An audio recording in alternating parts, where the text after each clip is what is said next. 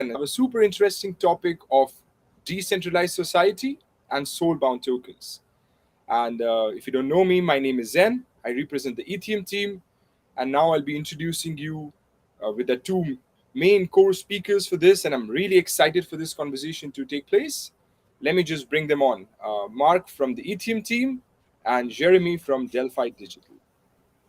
How are you doing today, Jeremy? Hi there. Great to be here. Thanks for having us, Zane.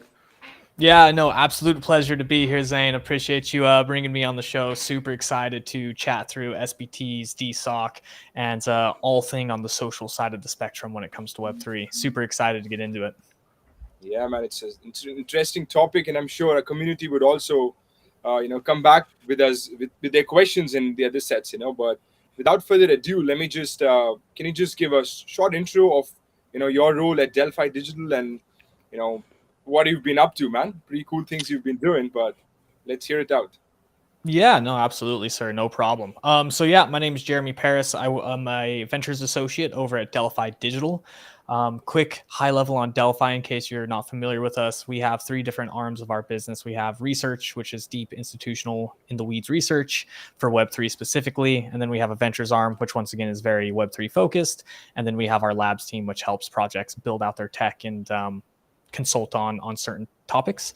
So I focus mainly on ventures, but I help out on a little bit on the research side as well.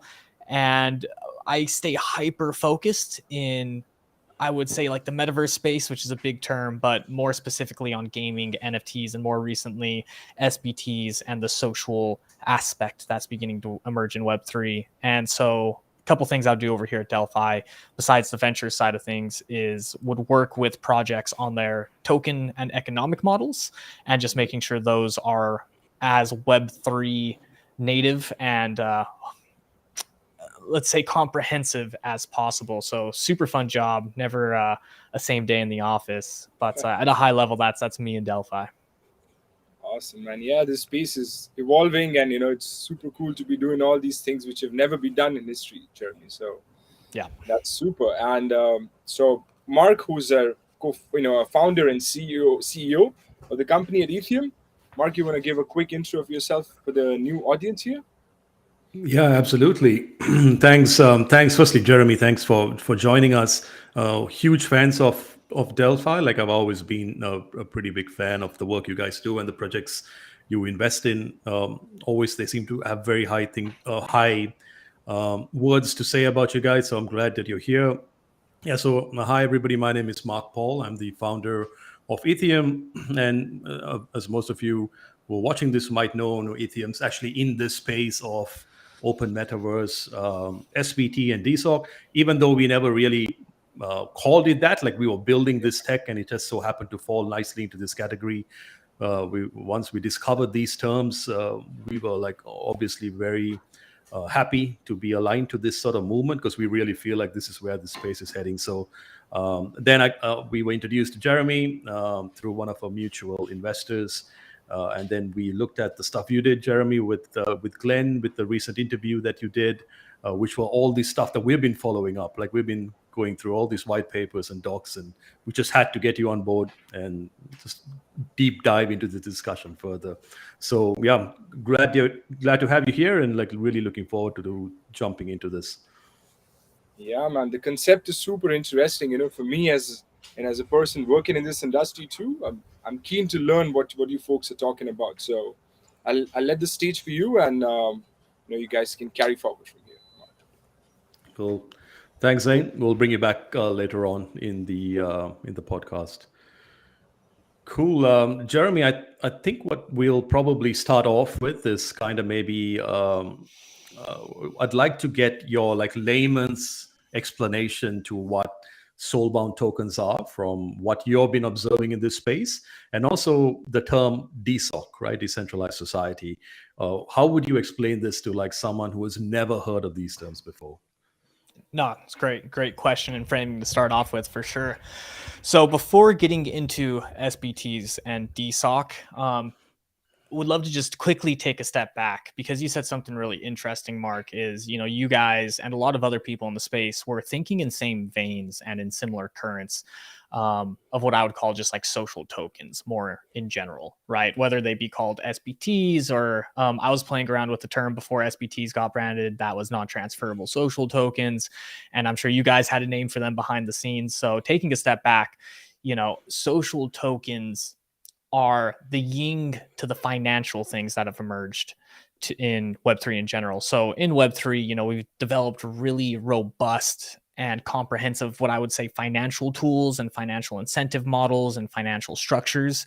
But we've been lacking the social side, I would say. And what I mean by that is, I think the financial side of things only gets you so far, and you need the social side to make things more robust. So at a super high level, I would say SBTs and social tokens are the tokenization of activity, behaviors, and social things, let's say. And in tokenizing the social side, you make everything potentially more valuable, right? And so this could be things, if you're a gamer, like quest lines. This could be things like achievements. This could be, and we're familiar with those as gamers, right? Like if you've played Xbox or PlayStation, you're familiar with achievements or your gamer score.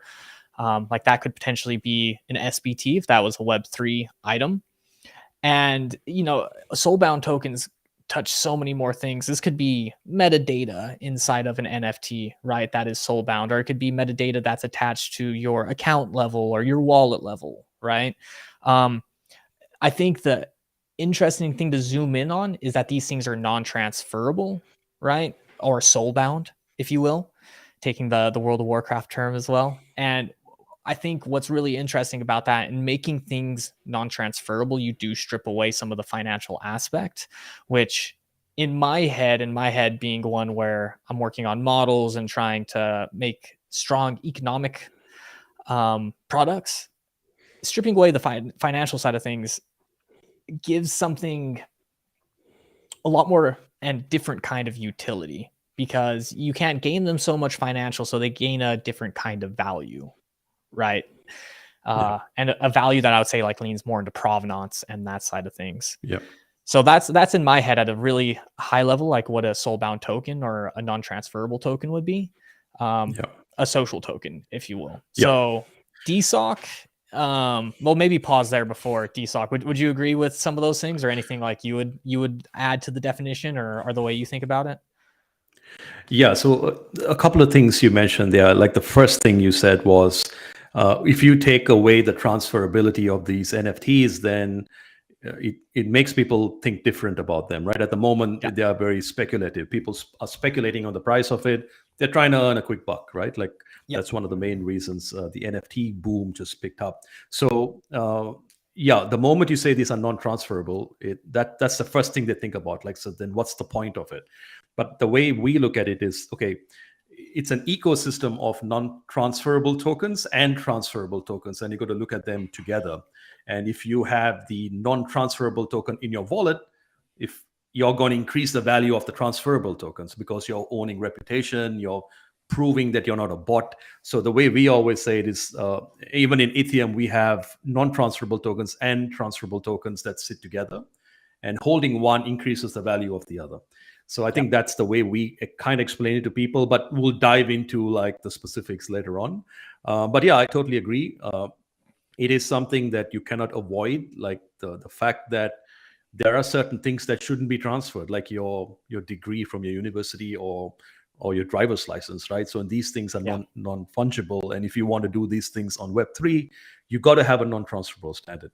So I think the time has come for this. And yeah, it's definitely going to head in this direction. So that's SBTs. Now let's look at what is DeSoc, again from a layman's perspective, and maybe then we'll kind of dive into how SBTs could potentially enable DeSoc. Absolutely. And I like your clarification on the transferable things as well, and excited to dive deeper on that, because this is all high level stuff, but you could go super deep down this rabbit hole, right? So DeSoc is definitely more slippery, because I mean, like, how would you define normal society, You know what I mean? Like, what is Yeah. society? It's like, well, society is, well, man, I studied a bit of sociology, but I'm definitely no sociologist or anthropologist or anything. But Yeah. I think decentralized society is, when we all think about our thesis or our vision for Web3 or the metaverse in 10 years' time, I think we think about a lot of society that begins to emerge inside of the digital realm. Right now, if our thesis is about where we think the digital realm is going is correct, then that society that emerges there will be decentralized. Because my thesis, Mark, I don't want to speak for your thesis, but my thesis is, in 10 years time, 5 years time, whatever your timeline is, like, we won't be talking so much about Web 2 or Web 3, just like we don't talk about Web 1 and Web 2. We talk about the internet. We talk about, maybe it'll be the metaverse that we say instead of the internet, but it'll be society that has become decentralized. And the foundation of that, I don't want to say the foundation of that society because that sounds like a lot more concrete, but one thing that will enable that society to emerge bottom up, let's say, I think a large component of that will be this social side of things, as well as the financial side. Because to have any sort of establishment in society or decentralized society, you need this complex web of financial things, social things. You need credibility, you need validation, you need reputation, you need provenance, Yeah. So I think in a decentralized society, soulbound tokens will be a big part of that, but so will the transferable things that you speak to. But it'll just be seeing a lot of the institutions, a lot of the things that we're familiar with in our real life begin to transfer into Web3 and a decentralized thing, just like we're already seeing. Like, the lines between the real world and the digital world are already becoming, well, they're just becoming more blurry each day, right? Yeah. But would love once again to get your take on that and how you kind of think about it as well. Yeah, no, I actually agree with almost everything you said. So the first part you mentioned is, okay, what is a society? Mhm. And for us as well, like at Itheum, we believe we are in that point in time when you're moving to a hyper virtualized world. Some call Mhm. it the metaverse, right? Like it, and even if you look at the current, like the tech giants building metaverse platforms, they're talking about ownership within these platforms, and they're integrating with NFT platforms. So why are they doing all these things? So I think what we're heading to is a society that's hyper virtual, hyper personalized, and it's somehow we need to now kind of tokenize the relationships between people within this virtual society. And I think it all, if you break it down, it all comes down to like tokenization standards. Like, how do you tokenize a relationship? How do you tokenize reputation? How do you tokenize provenance, lineage, value, all of these things, right? So, and I think that's DeSoc, like the ability to tokenize it and then study the social graph between these tokens. Yeah. And that enables it. And it's super hard to kind of visualize, but I think we're already doing a lot of these things today. It's just that now we're coming up with the terms and we're trying to create standards around it. Yeah. So DeSoc is so exciting, man. Like when I say we are doing it already, I mean, if you look at how games are functioning now, the way the guilds are operating, I mean, that's a society, right? Oh yeah. And they are giving out, like, if you're in these guilds, you're earning roles, uh, you're getting badges. These are tokens that represent your reputation. So this is already happening, and I think what we are heading to is we're removing the centralized entity there. Maybe Discord is a centralized software that's enabling this. What happens in a world where Discord doesn't exist? How could you now tokenize that? So, like, first of all, if you're listening to this, just like want to put that up front, that a lot of these terms we're going to be using, like, we'll try to unpack them and clarify them, but just always be mindful of like hype words, right? And like try to unpack them. And then the second point, and I'm really glad you brought up guilds, because besides Web3, my first love was history. And I've actually taken a bit of a deeper dive on the history of guilds recently. And I think it's a perfect example on how guilds are emerging and how they'll continue to evolve in a decentralized world, right? Because like in a decentralized society, it's like we're rebuilding society once again from the ground up. but we have new tools to build new things into that society, like permissionlessness and trustlessness. But if you look at like the role of guilds in the real world and the history of them, which is a super long history going back to even before the Roman times, like guilds essentially were a group of artisans or craftsmen or merchants that came together under a similar banner to pool their expertise, to pool their knowledge, to pool their capital. And eventually that transferred over like hundreds of years and multiple evolutions and iterations of literally creating colleges like Oxford, and like a lot of these like colleges that we know and love today wouldn't be around today if it weren't for guilds. And we see that a similar thing emerging in Web3, where you have guilds, and one of the first pain points they're running up against is like the education aspect, right? Now, whether or not like learn to earn or educate to earn is viable, it doesn't matter. But it's like watching history repeat itself and then thinking, okay, if history is repeating itself, how can we use these new tools to try and do it better, or to try to make it better in a decentralized world where all the rules may not completely align with the real world. So yeah, I just wanted to kind of frame some of DeSoc in the guild perspective, just since you brought it up, just because I've been nerding out on that recently. And it's a super like interesting case study, like literally just like Wikipedia, the history of guilds, and then try to look at it through like a Web3 lens if you're listening to this, and you'll see a lot of interesting parallels and maybe even like a glimpse into like the Web3 future, if that makes sense. That's really interesting. I'm definitely going to be looking up Wikipedia after this. Okay, man, let's dive in to break these things apart, right? So going back to soulbound tokens. Now, like you said, different people call it different things. Account bound tokens is, I think, the first standard that emerged in Ethereum. Lots of discussions, still an ongoing standard. Soulbound, again, is another term that originated from gaming.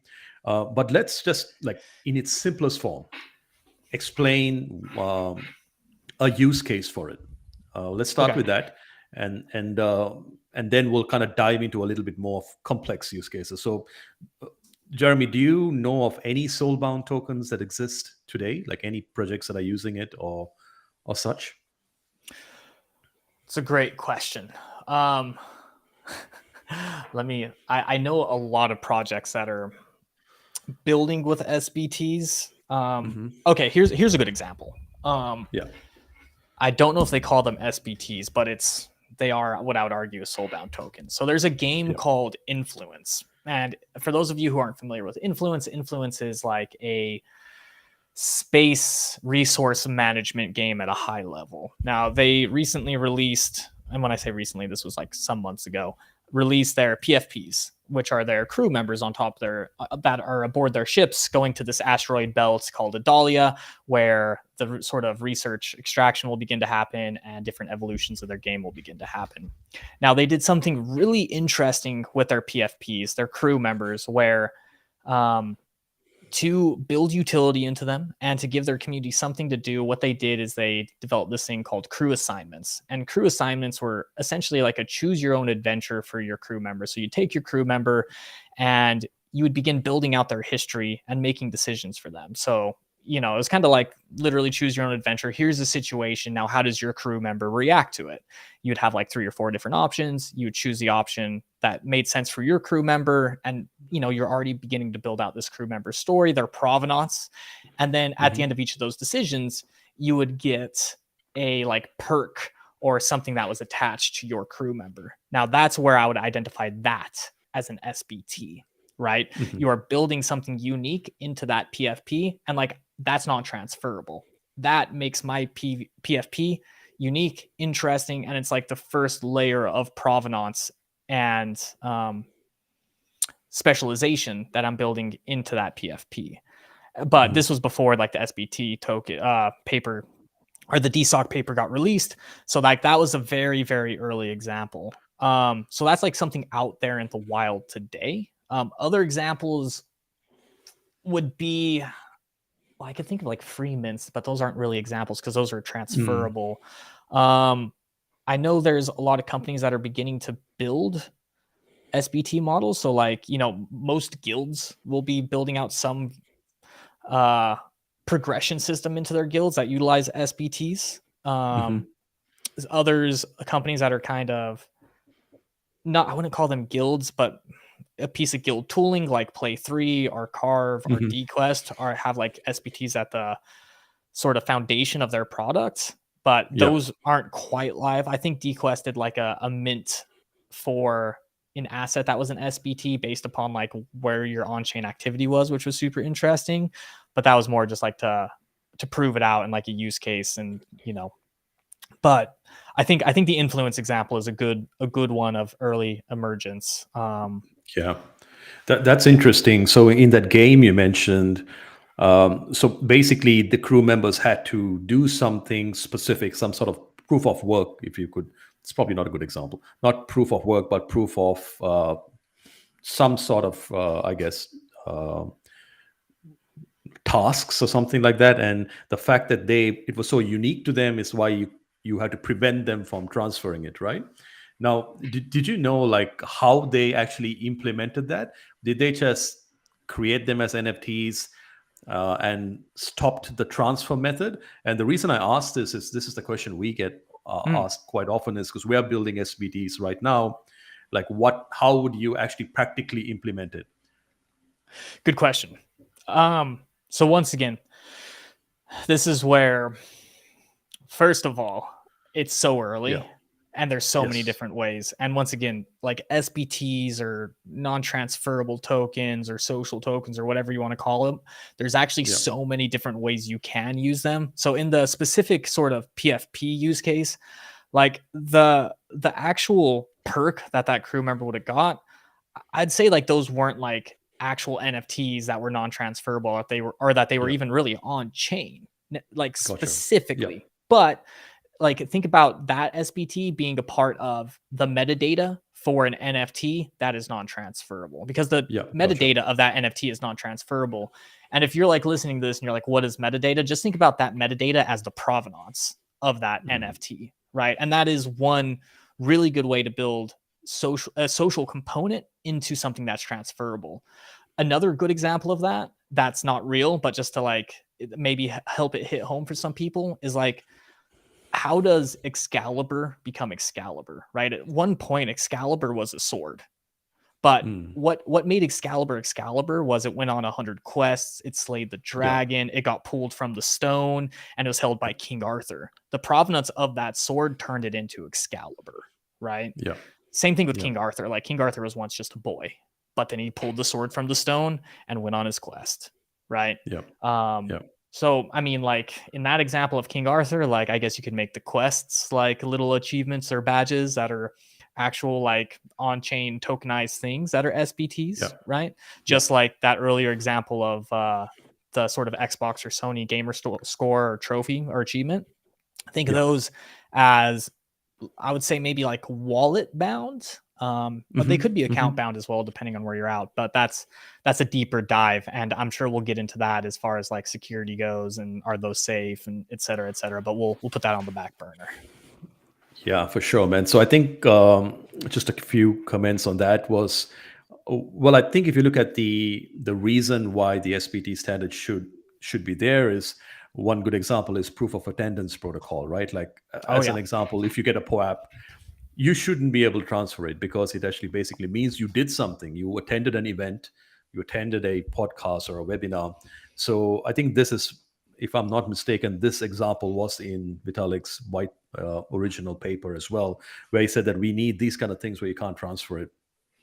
Now, in terms of like implementation, I'll kind of touch on that now. Like Itheum's taking a slightly different approach, the way we're building SBTs. Like for us as well, just like the game, within the Itheum ecosystem, because we are effectively a data platform, a personal data platform. So if you do anything, if you're, and one of the products that we have out in market now is called the Gamer Passport. It's effectively a gamer to take ownership of their data. So we built the concept of reputation into it. So if the gamer is part of a guild in Discord, if they are they're really good in their Discord, so we're measuring their like activity in that Discord, the guild owner gives them what we call a claim. Think of it as a badge. which goes into not as an NFT, but it goes into an identity contract that we have created that represents the gamer. So it's something they can't transfer out. They've earned it. And they can go around collecting these things, right? So if they're playing games really well, they collect it from the game. The game gives them, if they complete a quest or do whatever it is. So they basically collect these sort of claims or badges. So we were building this. We never intended them to be NFTs. We thought it'll be overkill to make each one of these things an NFT. But we put them into a smart contract. And the fact that it's in a smart contract, you can't transfer it out because it's sitting there immutably. And then we built an SBT token in front of it, which represents the gamer's identity. So we call it NFMeID, and this is a pure NFT, which is a 3D NFT. And that prevents transfer. And the way we do that is effectively we from a technical point of view, we did the most crudest thing. We overwrote the transfer method on the NFT contract. Now, the reason it works for us is because the NFT is not owned by a wallet, but it's owned by an identity contract, which has multiple wallets connected to it. So it also solves the problem of, I lost my wallet, I still want to recover my Soulbound NFT. So we were building all these things before the concept of like Soulbound came about. So what we then started thinking about was, and this is the question I'm kind of building up to is, does the Soulbound standard have to be an NFT based standard, or could it be something else? It's just doesn't have to relate to the 7-to-1 token standard. Yeah. This is a super interesting question, because to even answer this question, I would almost take a step back, because the reason being is because, like, there will be standards, but I don't think there's going to be a standard. I think what we're going to see is a lot of fractured SBT or identity solutions. And I think we'll see a lot of like small standards emerge, and silos and centralization begin to happen with this data, because data is valuable in a Web 2 mindset. And I think that's a skeuomorphic idea. And so I think, at least for now and for potentially a while, we won't see a standard emerge. What I do think we will see emerge is a lot of validators of identity. Now, what I mean by that is, let's just like take Delphi, for example. We might become a validator of identity to where we say, you know what, Itheum, we really like your identity standard, and we're going to give you like the Delphi blue check mark. You have our endorsement. Right. And maybe you guys also get endorsed by YGG and Polygon. Now, all of a sudden, you guys become a much more attractive identity solution than all the other ones out there. So you have been validated, which we see happen in the real world. And this is kind of what we were talking about earlier, when it's like, how does the real world get recreated in the decentralized world? Right. Maybe you even get endorsed by Vitalik himself. Great endorsement, you know what I mean? And then maybe eventually over time we see more of a standard begin to emerge, as we get a lot more validation and we see a lot more consolidation, or whatever the case may be. But that's my hunch, and I could be totally wrong on that. But to your question, to your point, does a standard have to be NFT based? I don't think so. Because once again, like, it could be the metadata within an NFT. It could just be, and like, if it's the metadata inside of an NFT, then it's just data, and that doesn't have to be on chain. That could be off chain in your guys' centralized server. But if you become validated enough and trusted enough, then maybe that piece of centralization can be overlooked. And once again, going back to something we said earlier, that's where these hype words and these buzzwords can become contentious, because just by saying that's centralized, to some people, that's like a sin, and it's just a non-starter. You know what I mean? Yeah. So no, I don't think SBTs or anything has to be NFT based, because there's a lot of other solutions, and there's a lot of other, there's just a lot of other use cases, right? To say that this is the only way you could do it, like, it just makes it way less flexible, and it strips away a ton of utility. I'll say one last thing, and I'll throw it back over to you to like highlight that vein even more. It's like, I was talking to somebody the other day and we were talking about soulbound tokens, and he said something to me and my knee-jerk reaction was like, that's impossible. But the more I thought about it, the more I'm like, oh, that's super interesting. And he was like, so when can you transfer a soulbound token? I was like, well, that's stupid because you can't do that. It's a soulbound token. He's like, yeah, but what about in a use case where after 5 years that thing's unlocks because like it acts as like a vesting sort of thing. I was like, oh, that's really interesting because you could build that into the smart contract at this block, make it transferable. And there's a lot of use cases you could probably think of where that would be a great mechanic or a great tool in building a modular economy. Or, you know what I mean? So like, I guess what I'm trying to say is like, none of this stuff is black or white, and there's never one model or one way to do anything. As my father-in-law would say, there's more than one way to skin a cat. Yeah, absolutely, man. I love there's a couple of things you said I really like. Firstly, the fact that you said that SBTs don't necessarily, I mean, the standard's not there yet, so it doesn't have to be an NFT. It could be represented in different ways. Yeah. The fact that metadata, right? Like if it's metadata off chain or on chain, and somehow you trust the publish of the metadata, that could represent SBTs in some way. All right, man. I think a few other things that really kind of stick out when we talk about SBTs, and the questions we always get is, this is fundamentally, in many people's opinion, the fact that now we are bringing in reputation, we're bringing in more identity, we are exposing more identity. This fundamentally doesn't sit well in the blockchain world, because since its inception, Web3 and blockchain is pseudonymous. That's almost its strength. The fact that you could have a pseudonymous identity, be anonymous in some protocols, and completely operate in DeFi and NFT ecosystems, that's almost been its strength. Now, when we talk about SBTs, we are saying, okay, but we'd like to bring some reputation and attach it to your address, or we want to bring some a minimum identity and attach it to your address. We get this a lot. Like when we started talking about it, a lot of pushback we get is, but I don't want to expose any of my reputation. I don't want to expose any of my identity. Yep. What is your thoughts on that? And I'll give you what my thoughts are on after that. Man, I love this topic and subject and this question because, like I mentioned, back in November of last year, or maybe it was even in October, I released my take on this. And like I said earlier, it was called the Non-Transferable Social Token. I started circulating that white paper amongst my friends to get feedback.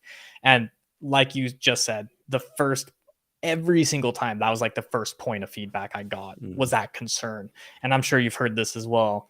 And maybe the audience is thinking it, where they go, well, that sounds a lot like that Black Mirror episode where people are like giving each other social scores, or how do we not turn this into like a Chinese social credit system? Yep.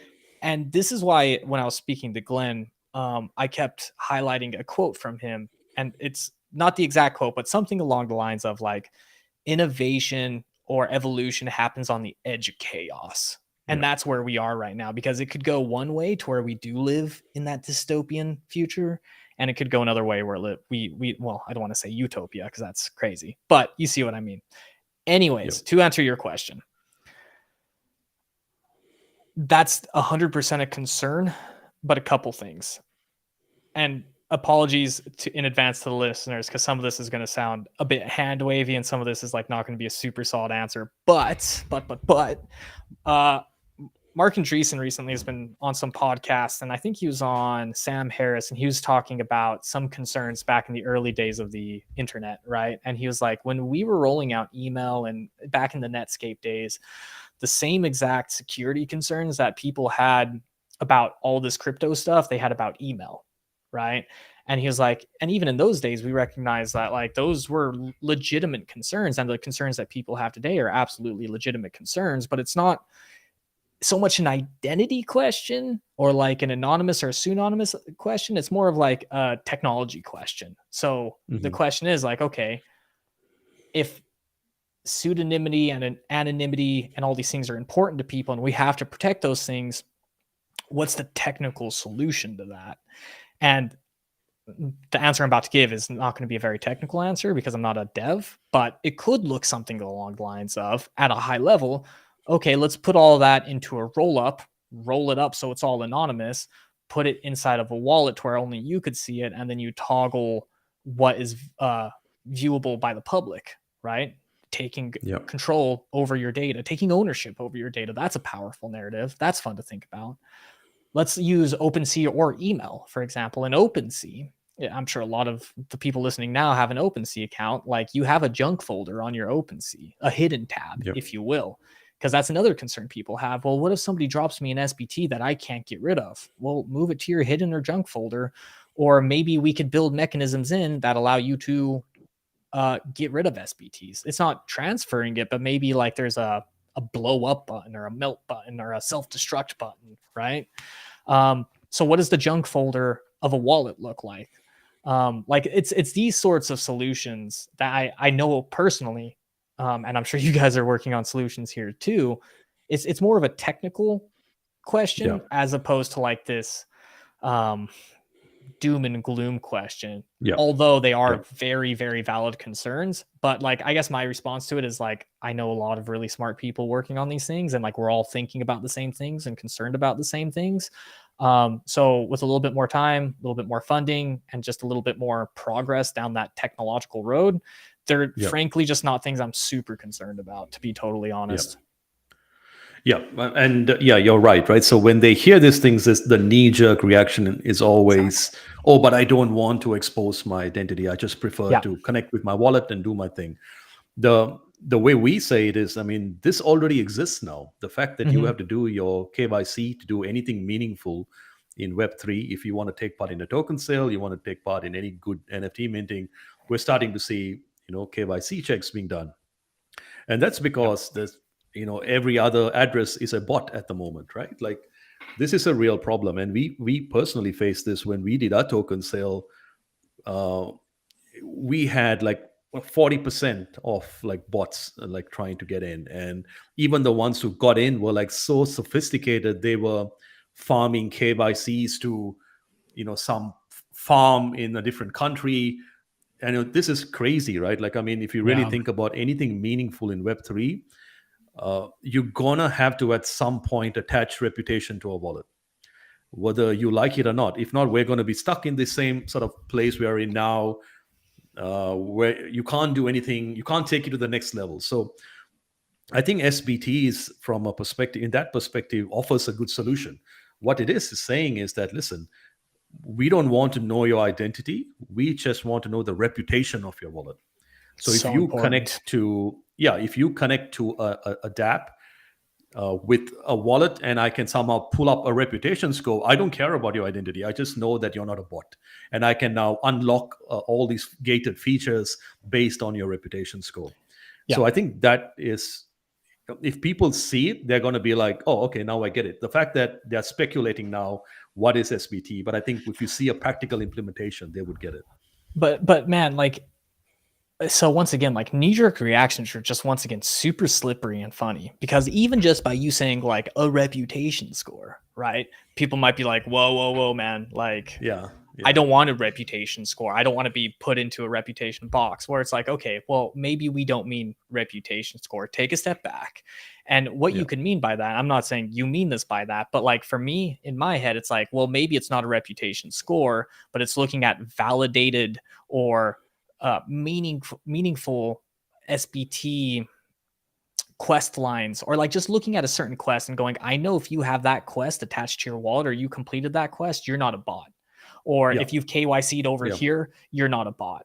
Or if you've done this thing over here, you're not a bot, because a bot couldn't do that, because it is too sophisticated. And that questing line has reputation attached to it inside of that ecosystem.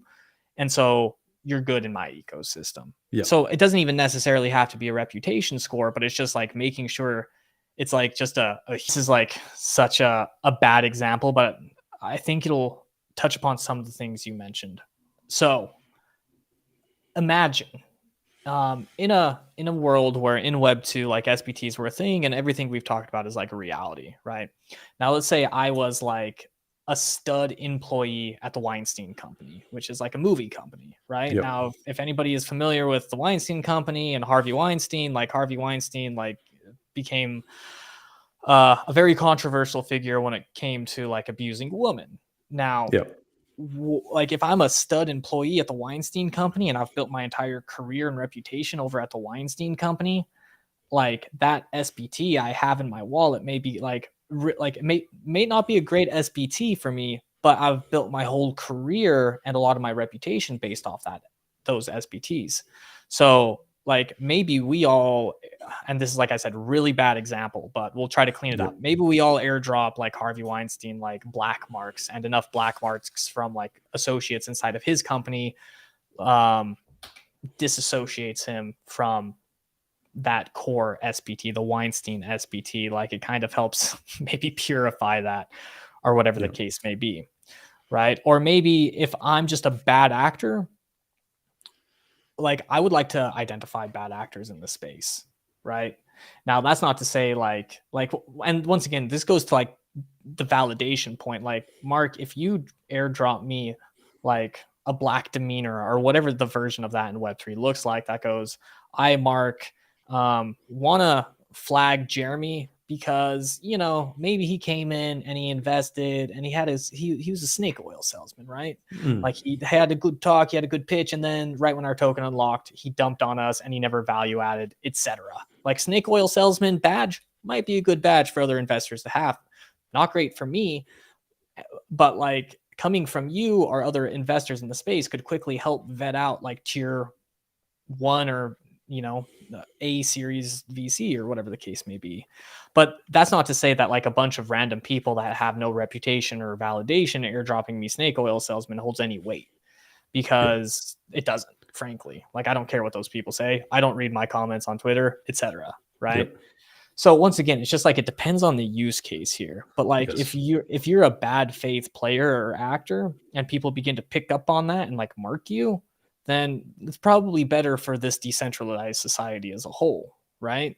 Yeah. Now, like, is there a path to redemption? I hope so. Like, and there should be. Like, how do I scrub maybe some of those things off? Or maybe this goes back to like, do those things become transferable at a certain point? Or does something happen to that black mark after a certain set of time?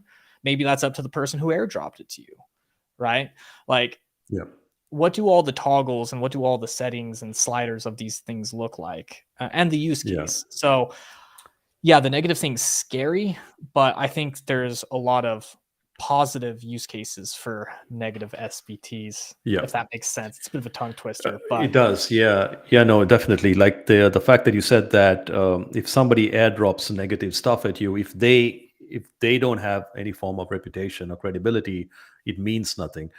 Whereas if it comes from somebody who's built up some credibility, then it means something. And I guess it also would mean that if they had built this amount of credibility, they're going to think twice about trying to, airdrop and ruin somebody else, right? Because it's all visible on the blockchain. Yep. Kind of. I mean, so how this relates, I guess, to DeSoc is the fact that when let's say everybody's wallet holds SBTs, and you see issuing parties of these SBTs interrelated, I guess this is where the DeSoc societies form. Because now, as an example, Jeremy, like maybe you and I worked in Delphi at the same time, and we both had an airdrop of an SBT. And then we went our own separate ways, and then maybe we both joined a gaming guild, as an example. We are now interrelated by the fact that we had an SBT that indicated we used to work together. So this forms some really interesting sort of use cases. One, I really love this use case, is the recovery of wallets, right? As an example, I lose my wallet. I could now say, hey, Jeremy and I are connected through a previous company. Here's our proof. And maybe there's a protocol that you are able to then recover my wallet. So I think I really love that sort of social recovery. I'd like to get your thoughts on that as well. Like, what are you seeing with these sort of social recovery aspects of wallets? Man, I haven't seen much on it, to be honest, other than what Glenn has highlighted. Well, Glenn and Pooja and Vitalik in the paper, because it was more than just Glenn. But like, there's their social recovery is one thing I've seen, but like actually people building that out or products that I've seen other than what you guys have been working on, I haven't seen much there. And I think it's just because it's one of those cutting edge ideas, but I do really love it. I guess if I was like wearing my VC hat or like that sort of like filter, what I would hope to see in any sort of social recovery method is like low maintenance for those types of things. And what I mean by that, it's like if I, Jeremy, am responsible for you in some way, Mark, like that might be great on a 2 or 5 year timeline, but like what happens if you lose your wallet like 20 years down the road? And like, that's not only maintenance for me, but that's also maintenance for you going like, shit, I haven't talked to Jeremy in 20 years. And then we had that fight, you know what I mean? So it's things like that I'd be thinking about because the edge cases are going to emerge in society. Right. Yeah. So I think that edge case was covered well, if I'm not mistaken, in the paper, where in that scenario, it wouldn't be you, Jeremy, that's going to recover my wallet, but the institute that issued that might be able to verify and then recover my wallet. So I think those edge cases would always probably be covered. If the social graph is very broad and very rich, I think all of these edge cases would be covered. But to get to that broad social graph, you need adoption. And to get to adoption, you need something practical where people are going to use this. And I guess in DeFi, and I'm sorry, in Web3, to get people to use it, would you feel like it has somehow to be linked to monetary benefits? Because I feel like all the protocols and everything that gain traction is because people can earn a lot from it. How do we now bring this innovation into something like maybe personalized DeFi to kind of boost this adoption? That's a really, really good question. It's actually something I struggle with. I'll give you my best take on it though. And this is going to be kind of like, I guess like philosophical and once again, not grounded in data. It's just like my own viewpoint. So I think how to frame this or say this. Once again, I think financial things like DeFi are literally like half the equation. And I think DeFi, and once again, people listening, this is super high level, super broad strokes, super gray. So I don't hold me to any of this, but try to follow the thread.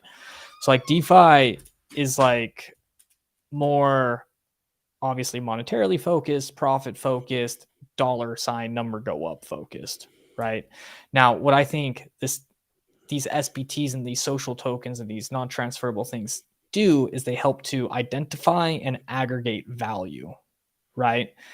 And value could be reputation, value could be skill, value could be provenance, and attaching all of those things to a financial instrument or attaching them to your game or your protocol or your identity solution. Like you want to aggregate as much value, whatever that value is, to whatever you're working on so that you could have profit in the long tail. Or like you have to make something valuable first to make it financially viable, I would say, right? And I think that the social, this social side of the equation holds a lot more value than profit. And I think that's where some people struggle with it and they don't like prioritize it because like a guild or a game might be like, well, why do I care about like a tokenized quest line? It's like, well, are you thinking about a second game? Are you thinking about a third game? How do you want to interact with guilds? How do you want to identify those players? Have you thought about advertising? And it's like, if you want to touch any of those things, then you should probably have social things because that's valuable for those things, right? And so for me, it's like it's an incentive. It's like more of a social incentive, but we need new incentive models for a lot of reasons. I'm trying to think of like what a good example would be here. There's one that's always thrown around, which is the concept of personalized finance, right? The fact that you could unlock more complex loans if you could prove that you're not a bot or you have good reputation. But I mean, this is a bit tricky. I think examples in gaming is probably more. I think would probably get to market quicker.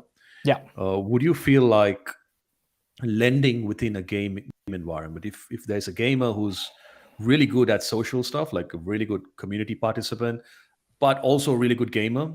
Maybe somehow you could interconnect a DeFi lending platform that gives them a more favorable rate of taking out a loan. Sort of like GameFi, but like bringing in, connecting all the dots, and then now providing personalized finance.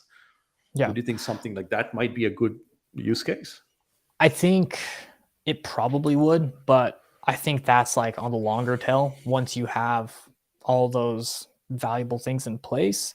I'll give you a different example from gaming if that's okay. Because Frank, Yeah. and the reason why I'm not going to touch that financial one, just to be transparent here, is I'm not as well-rounded and knowledgeable in DeFi and the financial side of things. I mean, I am, but like I couldn't speak deeply and technically on it like I could with more gaming centric things, if that makes sense. Yep. So let me give you an example. And to frame this is called PlayFi. It's a different model in Web3 gaming, just like Play to Earn's a model, just like GameFi is a model. This one's called PlayFi. A lot of these ideas are not my own. A lot of this is a guy named Brooks Brown. And if you're interested in digging in here, check out the post that our gaming team recently wrote through the Delphi portal. It's a free post, and we go really deep on these ideas. But for gaming specifically, think about sports, right? And let's use soccer as an example. Like, soccer itself is not a profitable game. Like, soccer doesn't make money. Like me and you, Mark, like kicking a soccer ball back and forth generates zero money. What generates money around the game of soccer are the different institutions or the different businesses built around the metadata and the provenance and the meta that soccer produces. Now, what I mean by that is Major League Soccer Association, ESPN, talent scouts, merchandise, that makes money around soccer. It's not soccer. Like, there is no money generated on the field of soccer, right? Like, there's a big difference between me and Ronaldo, right? Now, I don't need to be Ronaldo to get financial return from soccer. Like, maybe I'm really good at soccer in high school and it unlocks like a college scholarship for me, right? But it's like my skill that unlocked that, right? It's not me going into my backyard and getting half a penny for every time I kicked a soccer ball against a wall, because that doesn't make sense.